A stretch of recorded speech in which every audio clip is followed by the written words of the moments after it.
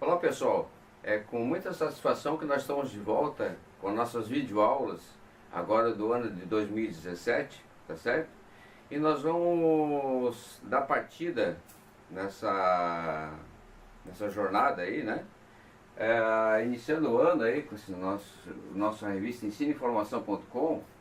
Nós vamos falar então hoje, dentro da parte estatística, sobre a distribuição normal, tá? Nós vamos dar uma introdução na distribuição normal, do conceito de distribuição normal, falando então, primeiro, na distribuição normal como uma distribuição empírica de dados, né? E depois uma distribuição teórica. Isso para falar em termos do quê? De probabilidade, tá?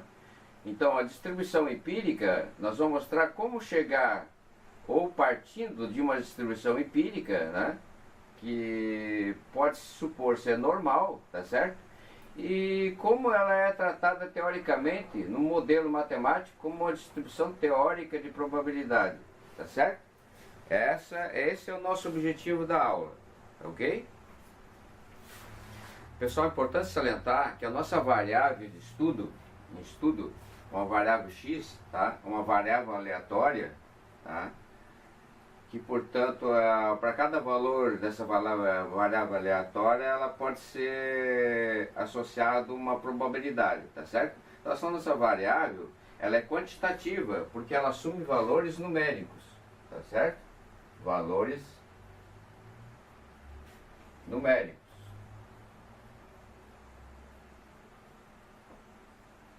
certo? Além do mais, ela é uma variável contínua porque ela assume valores que estão dentro do intervalo, tá certo? Então, valores dela, né? Por exemplo, xi, né? Cada valor xi pertencente a essa variável, xi é um número, né? Que vai estar dentro do intervalo AB, tá certo? Esse A e B são números reais, tá certo? Então eu vou estar dentro do intervalo aqui, ó. Aqui está para mim o A, aqui está o B. Pode ser um intervalo fechado, pode ser um intervalo aberto. Ou aberto, fechado, esquerda, direita, esquerda, tá certo? Então, por exemplo, uma variável contínua, tá? Uma variável quantitativa, pode ser salários, tá certo? Salários entre um determinado intervalo, o menor salário A e o maior salário A, tá certo? Então, salário em salário mínimo, né? 1,5 salário mínimo, 1,53 salário mínimo, 2,7 salário mínimo, altura também, altura, peso, tudo isso são variáveis o quê? Aleatórias, que são quantitativas porque são valores numéricos, e ela é contínua porque assume valores nesse intervalo, tá certo? Tem outros modelos probabilísticos que nós vamos trabalhar, que é binomial, por exemplo, que assume valores discretos, tá certo? 1, 2, 3, tá certo? E assim por diante, ok? Nós precisamos fazer um paralelo, então, entre uma distribuição empírica e uma distribuição teórica, tá ok? Para nós chegarmos à distribuição normal como uma distribuição teórica de probabilidade que venha a modelar, tá certo? A distribuição empírica correspondente. Então, a gente parte de um conjunto de dados observados, x1, x2, xn, tá certo? Já ordenados os dados, tá ok? Tá certo? Para a gente poder montar o que? Uma distribuição de frequência, tá ok? A partir daí é que a gente está começando a falar numa distribuição empírica de probabilidade. Porque falar em frequência, depois em frequência relativa, é falar em probabilidade, tá ok? Então, x1, nós vamos pegar aqui, por exemplo, salários de uma companhia. Eu peguei como exemplo aqui salário de uma companhia que varia do menor salário igual a 4 e o maior salário igual a 23,4. não fizemos uma aula ainda como se monta uma distribuição de frequência, mas é o seguinte, a gente pode, não faz mal nenhum, aproximar o 23,4 para 24 para poder chamar a amplitude total, tá certo, meus dados, que é a diferença entre o maior salário e o menor salário, que ficaria 24 dividido por 4. No caso em específico, dá 20. Então nós poderíamos, qual o número que é divisível, que 20 pode ser dividido? Por 5, né? Por 4. Então, uma classe ideal, segundo lá um critério que existe, entendeu? Um número lá e tal, em função do logaritmo, vai dizer que o número de classe ideal para trabalhar seria 20 dividido por 5, 4 classes. Então nós teríamos as classes aqui, ó, de salários entre 4, incluindo 4 e não incluindo 8. Então, foram observados, olhando lá para a expressão, que existe 10 salários, 10 pessoas com salários entre 4 e 8, não incluindo 8, tá certo? Foram observados que tem 12 salários entre 8 e 12, não incluindo 12. Foram observados ali, né, no rol dos dados, por de ordenados, tá certo? Que existe 8 salários entre 12 e 16, tá certo? Estou incluindo sempre 4 a mais aqui, tá certo? E foram observados 5 salários ali, 5 indivíduos com salários entre 16 e 20. E finalmente, um salário apenas entre 20 e 24. Por isso que não fez mal nenhum eu aproximar 23,4 para o 24, porque vai me dar só um salário ali dentro, tá certo? Na hora de calcular a média, nós vamos depois montar essa distribuição de frequência que está aqui, nós vamos transformar ela num gráfico, tá ok? Para ver de cara que ela está longe de ser uma distribuição que nós queríamos que fosse normal, tá ok? Então, as frequências aqui são as frequências absolutas. 10 mais 12 mais 8 mais 5 mais 1 dá 36. 36 aqui então para nós, 36 para nós, N igual a 36, é o número de indivíduos da companhia, tá certo? Que foram pesquisados os seus salários, tá certo? N então é o número de observações. Então, aqui tem que fechar com 36. Se não fechar com 36 é porque vocês não observaram bem quais são os elementos que estão aqui dentro para compor a frequência absoluta. Aqui são as frequências absolutas. Bom, se eu considerar que 36 é o número total de indivíduos, tá certo? Então 10 sobre 36 é uma frequência relativa, tá certo? É o número de observações, frequência absoluta, dividido por o número, vou colocar aqui, ó. Então, aqui seria uma frequência relativa, tá certo? Que seria a frequência absoluta, né? Fi de cada classe, dividido pelo número de observações, tá certo? Então, 10 sobre 36 dá 27,78, que transformado em percentual é 27,78. E assim por diante para todos eles. 1 sobre 36 dá 2,78, que é 2,78%. Então, esse aqui tem que fechar em 1, que é a parte decimal, e aqui tem que fechar em 100%, que é a parte percentual. Os salários da companhia aqui, ó, foram salários em salários mínimos, só para deixar bem claro, ok? Então, vamos apagar esse lado de cá e montar um gráfico, um chamado histograma, tá? Para verificarmos se possivelmente essa distribuição de frequência poderia resultar num gráfico que seria simétrico e, por conseguinte, uma distribuição aproximadamente normal. Nós vamos ver que não é verdade, mas nós temos que montar o histograma, né? Ou seja, histograma para uma distribuição de frequência com uma variável que é contínua, tá certo? Dentro do intervalo 4 e 24, 23,4, tá certo? Nós vamos montar um gráfico, um histograma para dados agrupados em classe, porque nós agrupamos nossos dados aqui em classes. Essa aqui é a primeira classe, segunda classe, terceira classe, quarta classe e a quinta classe, porque nós temos aqui K igual a 5, tá ok? Vamos fazer o histograma, pessoal aí? Então, pessoal, colocamos aqui em forma de gráfico, chamado histograma, né? Isso aqui é um histograma.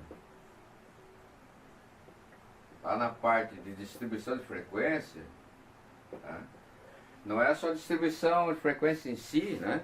Os dados agrupados em classe, no caso aí, mas para ter uma síntese dos dados, nada melhor do que um gráfico, né?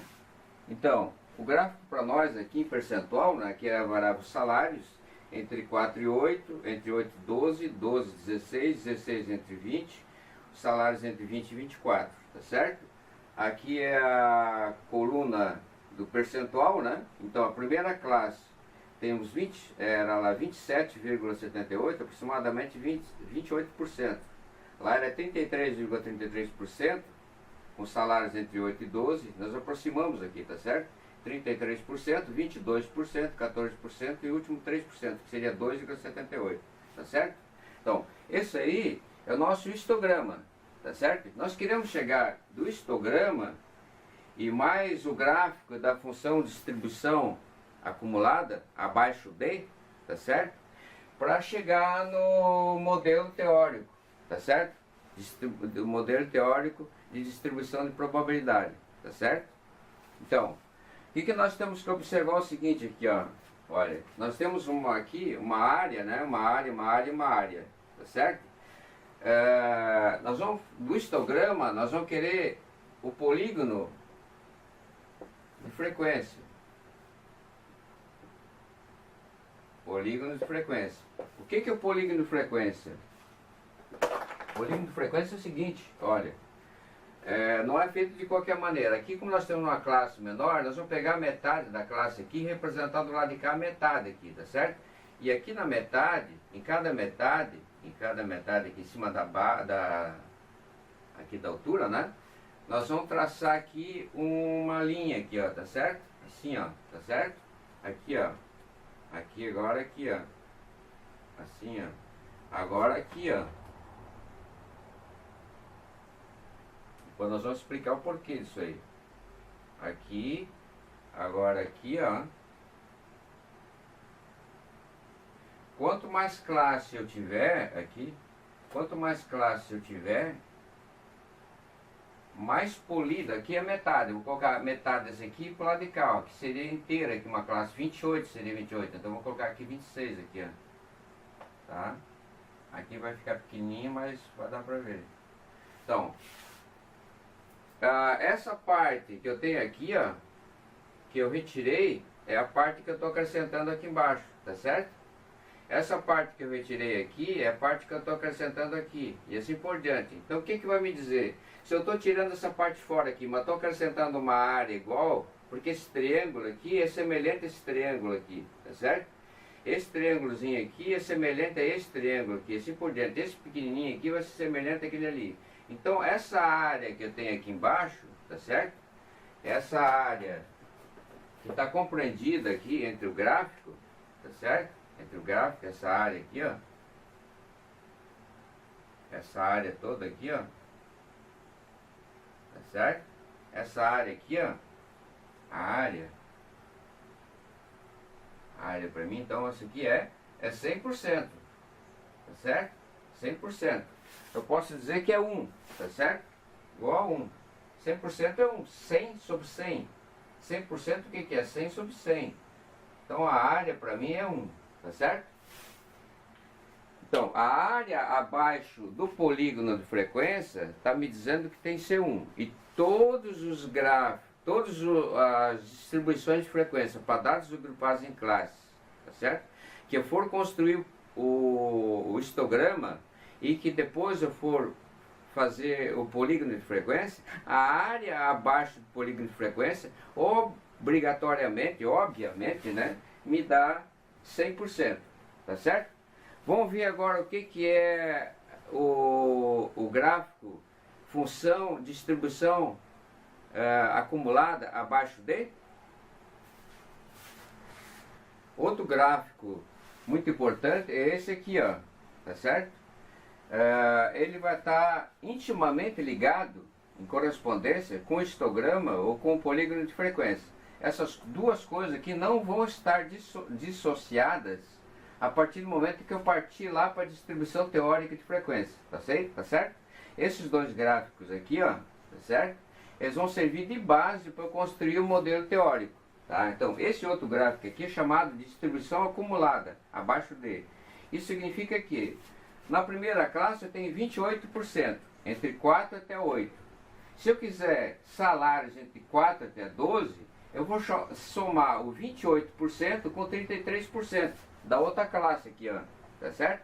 Então, portanto, eu vou ter 61% de indivíduos, né, com salários entre 4 e 12, ou seja, abaixo de 12, tá certo? Inferior a 12.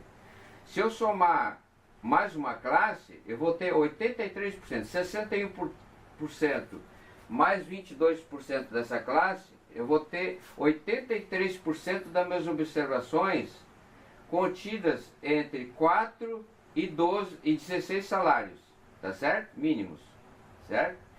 Se eu somar mais essa classe aqui, ó, 83% mais 14% dessa classe, eu vou ter 97% dos indivíduos meus que estão compreendidos entre a faixa salarial de 4% a 20%, ou seja, indivíduos com salários entre 20 menor ou igual a 20% vão estar vai ter um percentual de 97% de probabilidade, é isso que está querendo dizer, de eu encontrar um indivíduo que tenha salário menor do que 20%.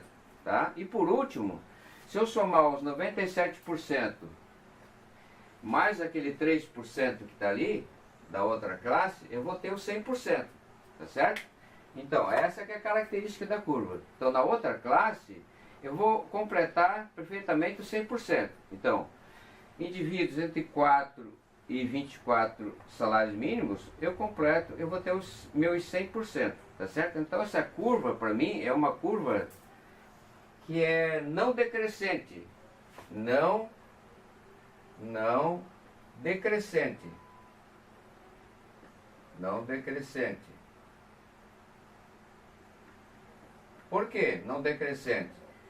Porque ou ela cresce ou ela se mantém constante. Se eu tivesse uma classe de salário igual a zero aqui, ó, tá certo? Eu ia somar 61 mais zero, eu ia ficar com uma classe de 61, tá certo? O meu polígono de frequência já ia ser daqui para lá, tá certo?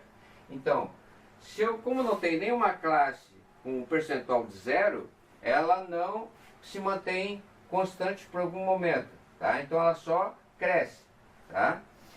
E a tendência dessa classe, tendência não, quando x se aproxima para a direita até ao 24, tá certo? Ela chega no ponto 1. 100% para mim, então, aqui é 1, tá certo? Então, como duas coisas têm que ser observadas, tá? O polígono de frequência é a área abaixo da curva me dá 100%, nós já vimos, tá? Então, dá 1, a área é igual a 1, 100%. E essa curva, para mim, que é a curva da distribuição acumulada, tá? Ela se aproxima do 1. Cada vez que eu me aproximo por um número maior aqui na classe, aqui, o 24 é o último, tá certo? Tá? Nós vamos ver que então existe uma maneira de modelar esses dois comportamentos dessa curva e dessa curva como a área abaixo dela e ver que elas estão estreitamente relacionadas, ok? E vemos aqui, ó, que essa distribuição de frequência aqui ela não é normal, tá certo? Porque para ser normal para nós, tá certo? Para ser normal para nós, ela teria que ser uma distribuição de frequência simétrica, tá certo? Simétrica. É isso que nós vamos estudar, uma distribuição simétrica. Aqui assim, mais ou menos aqui assim, quase parecido com essa, mas aqui ela baixa aqui, mas aqui ela já sobe um pouquinho mais, tá certo? E aqui assim, e aqui assim, ó, tá certo?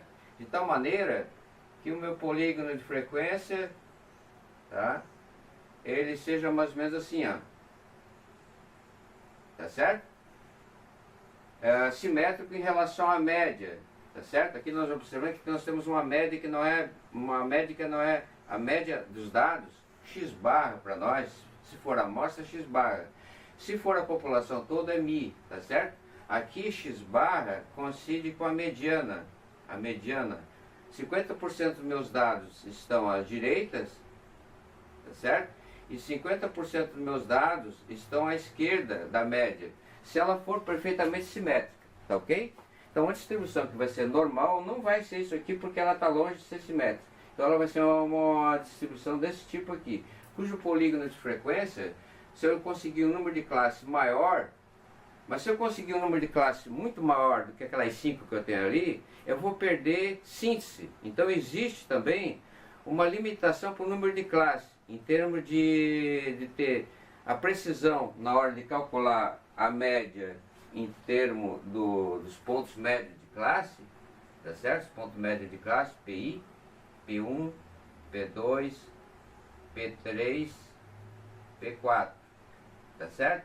A minha média aqui vai ser somatório x barra, aqui vai ser somatório de PI vezes a frequência FI, tá certo? Dividido por 36. Dividido por 36 aqui, tá certo? A média. Tá? Para dados ocupados. Aqui tem mais um P5 aqui, ó. Tá certo? P5. Bom, vamos apresentar a distribuição normal e ver qual é a relação que existe entre ela, entre o gráfico do polígono de frequência e da distribuição acumulada abaixo dele.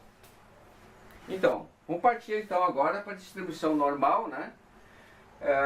Tentando fazer uma associação entre a distribuição empírica dela, né, e a distribuição teórica. Então, uma distribuição para ser normal, a distribuição de frequência dela tem que ser alguma coisa simétrica. E mais ou menos desse tipo aqui, ó, tá certo? Quanto mais simétrica, mais normal. A mais normal possível seria essa aqui, ó, tá certo? Ó, aqui pro lado de cá, a mesma coisa que pro lado de cá. Então, quando eu traçasse o meu polígono de frequência, que vem de cada ponto, de cada ponto, de cada ponto, de cada ponto, aqui até a metade, aqui assim, ó, né? Aqui, tá certo? Aqui até a metade, eu ia ter o meu polígono de frequência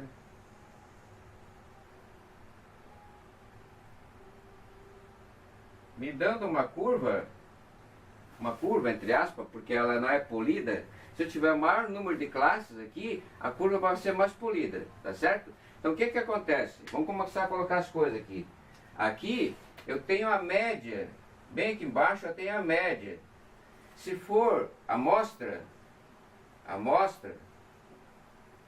então eu vou tratar como x barra. Se eu tiver a população,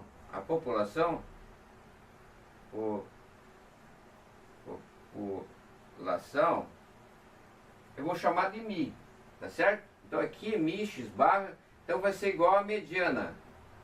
A mediana dá o quê? 50% dos dados estão à direita, aqui ó, à direita da média, e 50% dos meus dados estão à esquerda da média, tá certo? Então a mediana tem que, se ela é completamente simétrica, certo? A mediana e a média coincidem, tá certo? E se eu for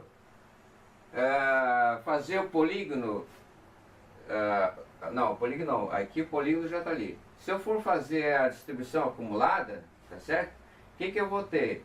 Um polígonozinho aqui, outro polígonozinho aqui, outro polígonozinho aqui, outro polígonozinho aqui, como aquela outra que nós fizemos, não muda nada nesse sentido aí, tá certo?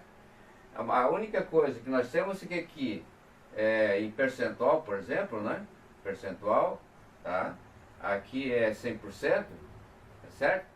Significa que quando chegar na última classe aqui embaixo, tá certo? Colocando aqui meu gráfico, aqui, aqui, aqui, aqui, aqui, aqui, não sei quantas classes eu coloquei ali, mas não importa. Então isso aqui, para mim, está me dizendo que esse gráfico, e aqui é 1, tá certo? Aqui é 1, aqui é 1, tá certo? Então, a nossa função, densidade de probabilidade, estaria relacionada ao polígono de frequência. Então nós vamos ter lá na distribuição teórica a função densidade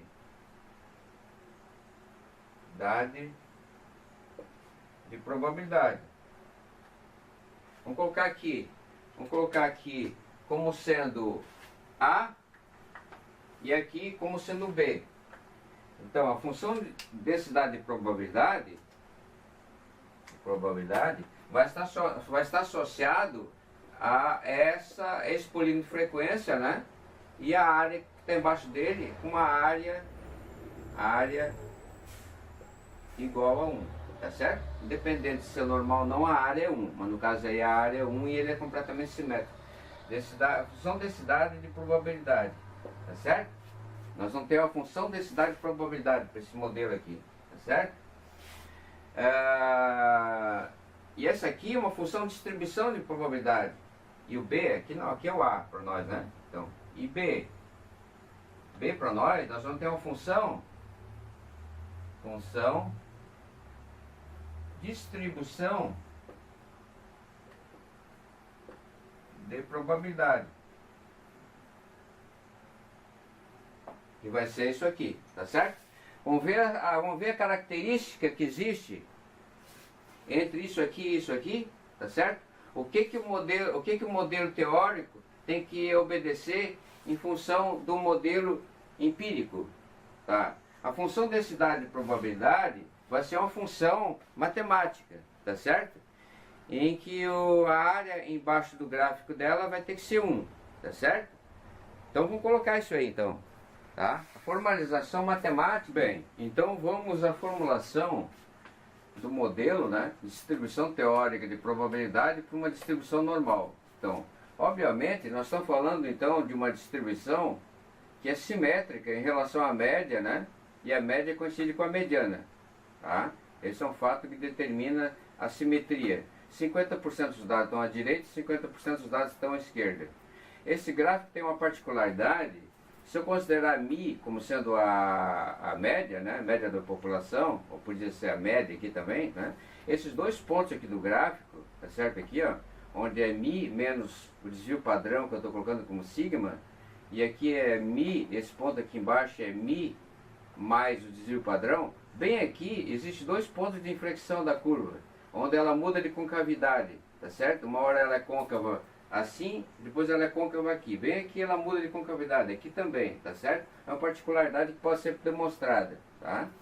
Essa função aqui, cuja área abaixo dela dá 1, tá certo? Que nós vimos lá no modelo teórico, no modelo empírico, é a função densidade de probabilidade, chamada FDP, que a gente vai denotar por F minúsculo, F, tá?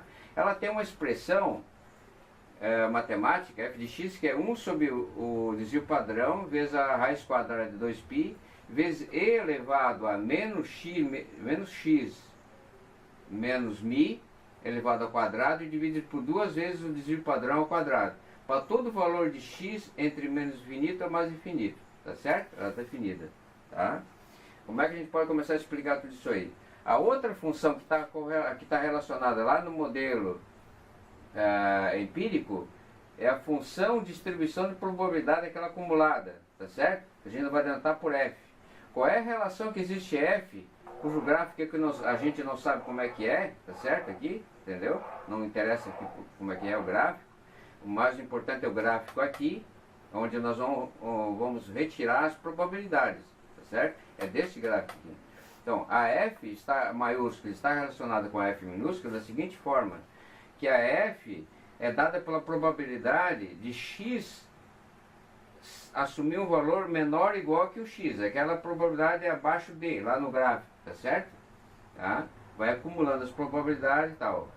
Essa f, na verdade, maiúscula, tá? Vai ser a integral da f minúscula, tá? Prosseguindo nesse raciocínio, a f minúscula tem a seguinte propriedade, que a área abaixo do gráfico é 1.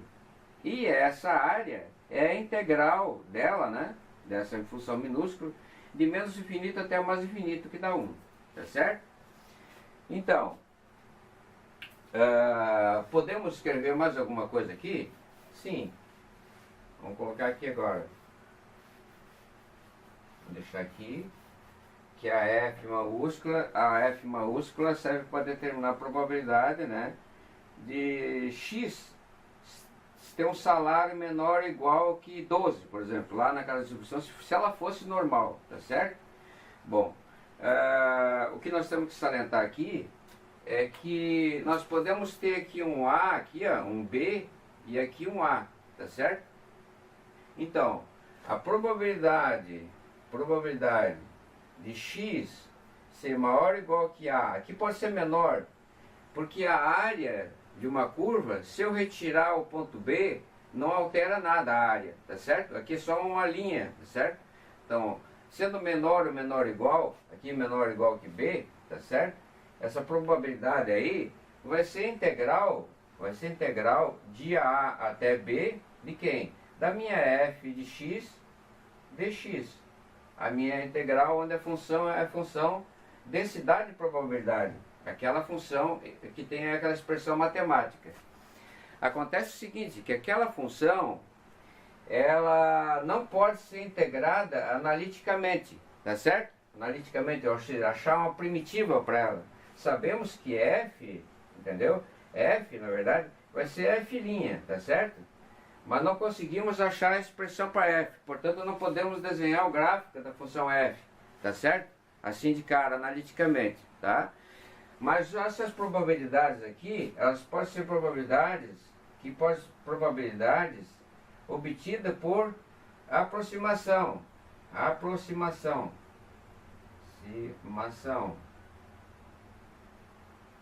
por cálculo numérico, numericamente,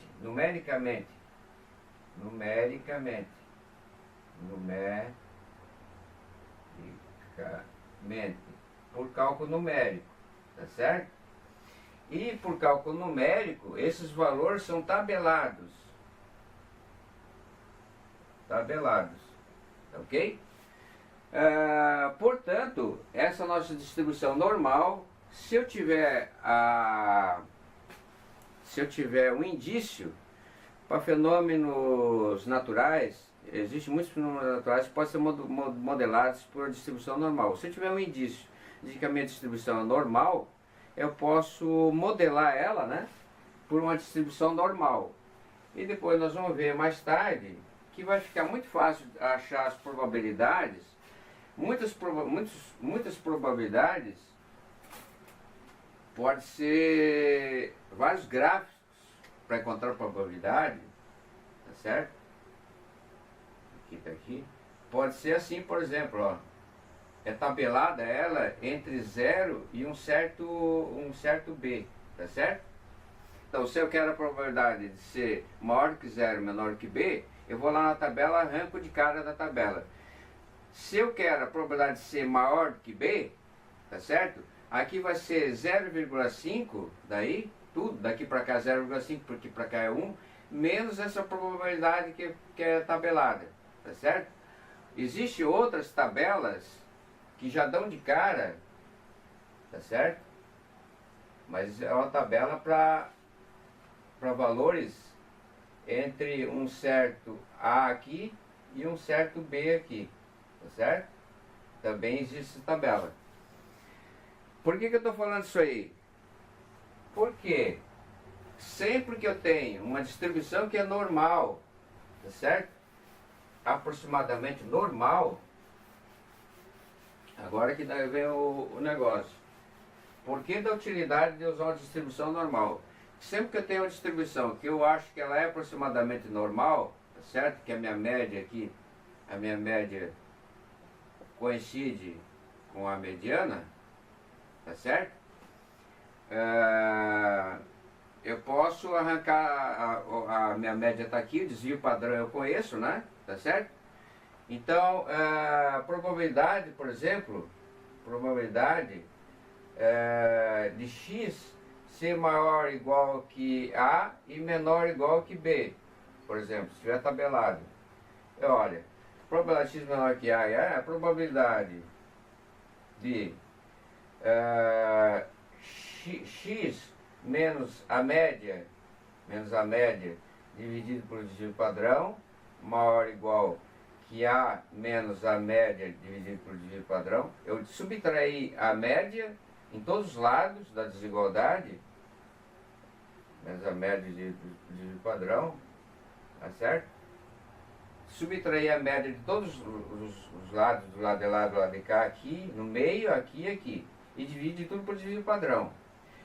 Quando eu tenho uma distribuição x, sendo ela normal ou não, ela tem uma média x barra e um desvio padrão, tá certo?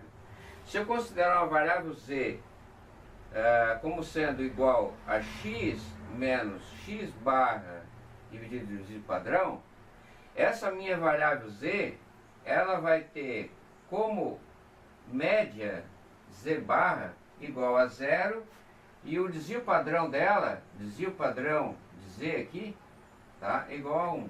Então eu vou sair de uma distribuição que é normal, que é aquela lá, tá certo? Que é normal, assumindo que ela é normal, tá certo? E vou conseguir arrancar as propriedades de uma tabela com valores padronizados, onde aqui é zero, tá certo? A minha média agora aqui, z barra, aqui z barra aqui é zero, né? E o desvio padrão é 1, tá certo? Então eu vou calcular as médias lá, conforme a tabela que me encontrando, usando a tabela de score reduzido. Qual é a probabilidade, então? Aqui vai ser Z1, aqui vai ser Z e aqui vai ser o Z2. Qual é a probabilidade de a minha variável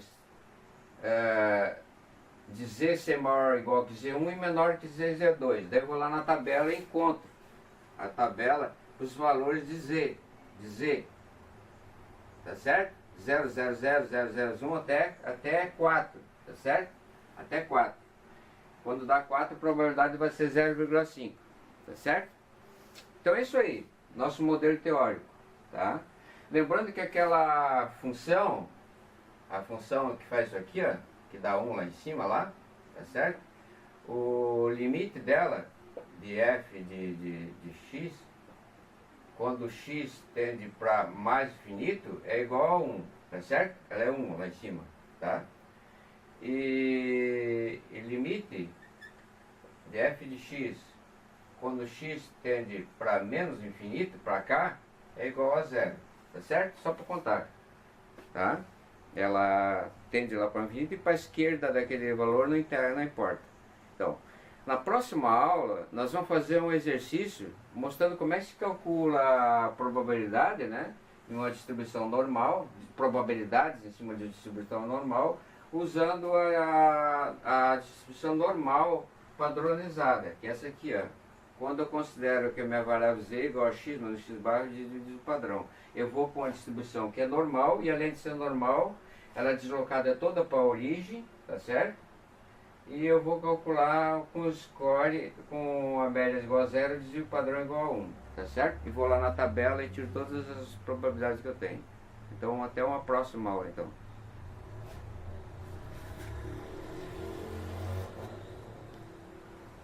Vamos corrigir um pequeno erro que a gente cometeu aí no final da aula.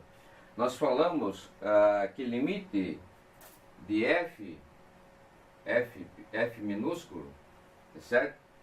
Mas não é f minúsculo, é f maiúsculo, tá? É aquela função que está lá, ó, é a função, no modelo empírico, função de distribuição acumulada, e no modelo teórico, função de distribuição de probabilidade. Até um certo ponto, ponto A, à direita, o limite quando x tende para mais infinito, dá 1, tá certo? Ela tende lá para 1. E à esquerda do ponto A, como ela é zero geralmente, né? O limite é tido como limite de fx quando x tende para menos infinito igual a zero. Essa é a correção.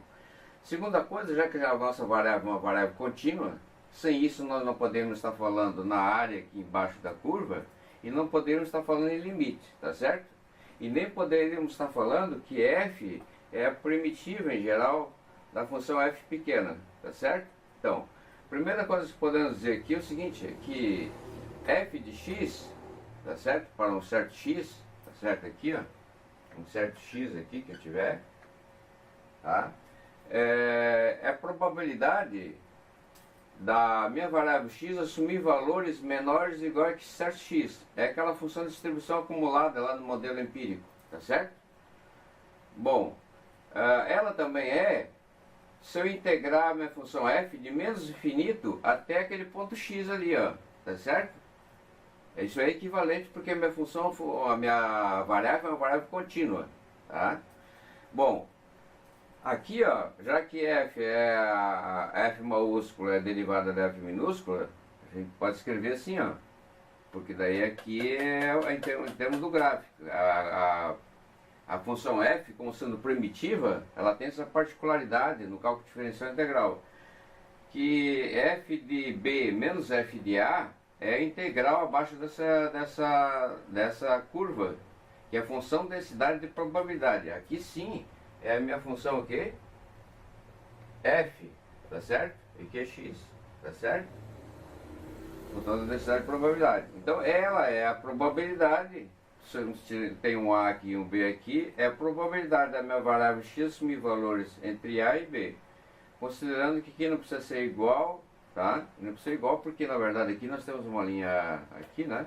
Se eu retirar essa linha aqui, o valor da integral não se altera, tá? Então, veja bem, lá no final da aula, não é o limite de f pequeno, é o limite de f grande, f, onde f é a função de distribuição de probabilidade e f pequena é a função de densidade de probabilidade. Tá ok? Com essa correção, então, eu acho que daí fica perfeita a aula. Perfeita não, mas fica melhor, tá ok? Eu pensei em fazer uma errata, mas daí fica o problema seguinte: será que alguém vai lá, tá lendo vai ter tempo de estar lendo as erratas dos vídeos? Não pode ter tanta errata. Ou você faz um vídeo bem feito e corrige quando der tempo, ou senão você faz tudo de novo, tá ok? Nossa intenção é cada vez fazer um vídeo melhor, entendeu? Sempre com detalhes, e quem não tiver interesse nos detalhes vai filtrando, tá ok? Então até lá.